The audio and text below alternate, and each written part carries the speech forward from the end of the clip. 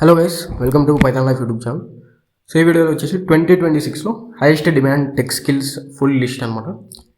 2026లో ఎక్కువగా డిమాండ్ ఉన్న high demand tech skills ఏవైతే ఉన్నాయో సో ఆ లిస్ట్ అంతా కూడా డీటెయిల్గా డిస్కస్ చేద్దాం ఈ వీడియోలో. సో ఫస్ట్ ఇంట్రడక్షన్ చూసుకుంటే, tech industries evolving very fast. So ఎస్పెషల్గా మనకి ఈ ఏఐ ఏరాలో టెక్ ఇండస్ట్రీ అనేది ఫాస్ట్గా ఎవాల్వ్ అవుతుంది. సో అది మనం డైలీ చూస్తూనే ఉన్నాం. So companies are hiring based on skills, not degrees. So only degree basis మీద కాకుండా సో స్కిల్స్, ప్రాజెక్ట్స్ అదంతా కూడా కన్సిడర్ చేస్తూ ఉన్నాం అనమాట ఇప్పుడు హైరింగ్లో. అదేవిధంగా some skills are dominating the job market. కొన్ని స్కిల్స్ ఏవైతే ఉన్నాయో పర్టికులర్గా సో ఆ స్కిల్స్ అనేవి కంప్లీట్గా dominating the job market. So let's see the most in demand tech skills in 2026. So first one వచ్చేసి ఆబ్వియస్గా ప్రోగ్రామింగ్ అనమాట. So writing code to build software. So programming ఆబ్వియస్గా మనం ఏదో ఒక లాంగ్వేజ్ మీద గ్రిప్ అయితే ఉండాలి.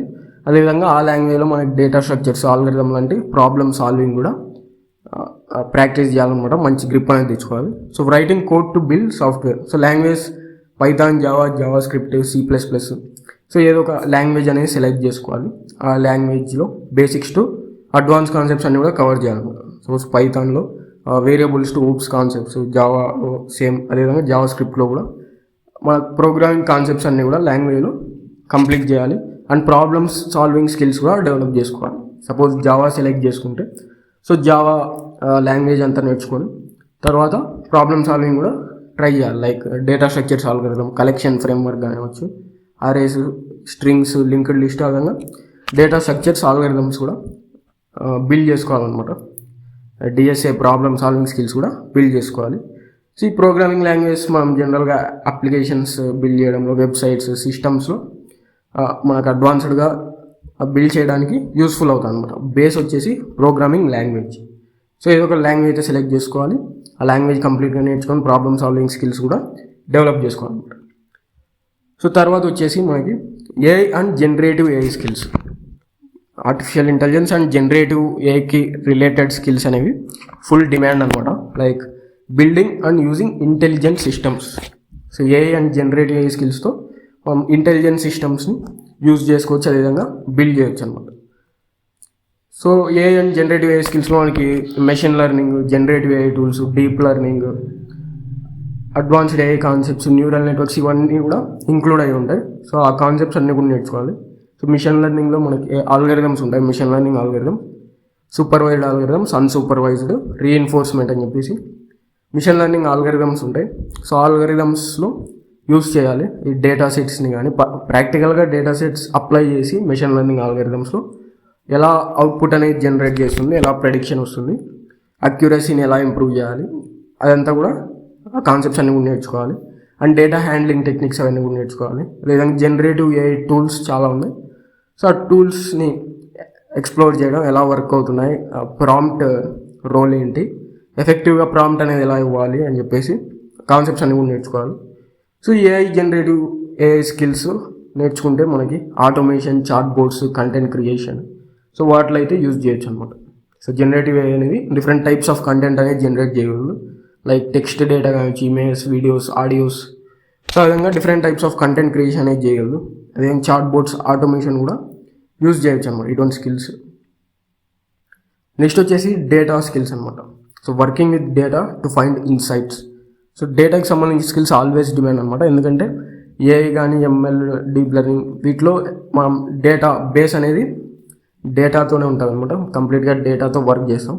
మనం హ్యూజ్ అమౌంట్ ఆఫ్ డేటాని కలెక్ట్ చేయడం, మోడల్స్ని ట్రైన్ చేయడం డేటాతో. సో అదంతా కూడా యూజింగ్ డేటా చేస్తాం అనమాట. అండ్ డేటా ద్వారా మనం ఏం చేస్తామంటే రా డేటాని ఒక స్ట్రక్చర్డ్ ఫార్మాట్లో కన్వర్ట్ చేయడం, అదేవిధంగా వాటిలో ఉన్న ఇన్సైట్స్ ఫైండ్ అవుట్ చేయడం, అవంతా కూడా చేస్తాం. సో డేటా స్కిల్స్ అంటే which includes data analysis, data science. So ఈ స్కిల్స్ అన్నీ కూడా ఇంక్లూడ్ అయి ఉంటాయి. సో ఈ స్కిల్స్ నేర్చుకోవడం ద్వారా బిజినెస్ డెసిషన్స్ కానీ, ప్రెడిక్షన్స్, ఇన్సైట్స్, డేటా విజువలైజేషన్ అవంతా కూడా చేయొచ్చు అనమాట. నెక్స్ట్ వచ్చేసి క్లౌడ్ కంప్యూటింగ్. సో క్లౌడ్ కంప్యూటింగ్లో storing and managing data on cloud platforms.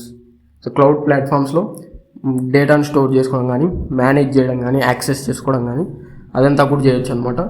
Like ఎగ్జాంపుల్స్లో AWS, అజ్యూర్, గూగుల్ క్లౌడ్ ఇవన్నీ కూడా చాలామంది వినే ఉంటారు, యూజ్ కూడా చేసే ఉంటారు చాలామంది. So Amazon web services, Azure, Google cloud అని చెప్పేసి ఈ క్లౌడ్ ప్లాట్ఫామ్స్లో డేటాని మేనేజ్ చేయడం, స్టోర్ చేయడం, ఆ స్కిల్స్ అన్ని డెవలప్ చేసుకోవాలి. సో క్లౌడ్ కంప్యూటింగ్ స్కిల్స్ వల్ల అప్లికేషన్స్ కానీ, వెబ్సైట్స్ కానీ, లార్జ్ సిస్టమ్స్ కానీ, సో వాటిని బిల్డ్ చేసి క్లౌడ్లో హోస్టింగ్ చేయడం కానీ అదంతా కూడా చేయొచ్చు.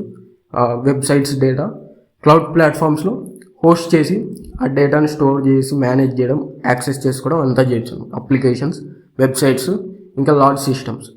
సో క్లౌడ్ కంప్యూటింగ్లో మంచి ఫుల్ డిమాండ్ అనమాట.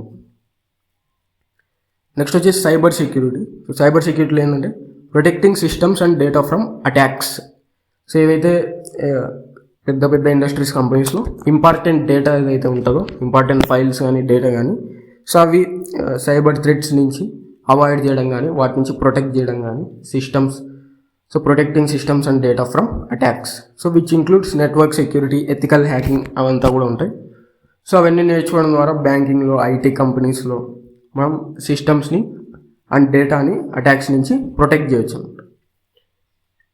నెక్స్ట్ వచ్చేసి డెవాప్స్ అండ్ ఆటోమేషన్.